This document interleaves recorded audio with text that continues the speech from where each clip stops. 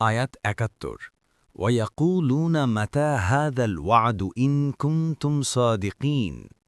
অনুবাদ, আর তারা বলে, তোমরা যদি সত্যবাদী হও তবে বলো কখনই প্রতিশ্রুতি পূর্ণ হবে। আয়াত ৭২ কুল আসা আন ইয়াকুনা রদিফা লাকুম বা'দুল্লাযী তাস্তা'জিলুন। বলুন, তোমরা যে বিষয়ে ত্বরান্বিত করতে চাচ্ছ সম্ভবত তার কিছু তোমাদের পেছনে এসেই আছে। ১ এটি একটি রাজসিক বাক্যভঙ্গিমা।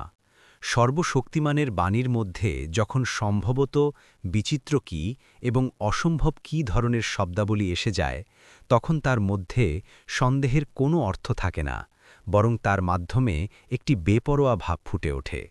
ইবনে আব্বাস বলেন, কুরআনে এ ধরনের শব্দ অবশ্যম্ভাবী হওয়ার অর্থ দেয়। দেখুন তাবারি সূরা আত-তাওবায়ের ১৮ নং আয়াতের ব্যাখ্যায়। অর্থাৎ তার শক্তি এতই প্রবল ও প্রচণ্ড যে তার কোনো কিছু চাওয়া এবং তা হয়ে যাওয়া যেন একই ব্যাপার। তিনি কোনো কাজ করতে চান এবং তা করা সম্ভব হল না, এমন কোনো কথা কল্পনা করা যেতে পারে না। এজন্য তার পক্ষে এমন হওয়া বিচিত্র কি বলা এ অর্থ প্রকাশ করে যে যদি তোমরা সোজা না হও তাহলে এমনটিই হবেই।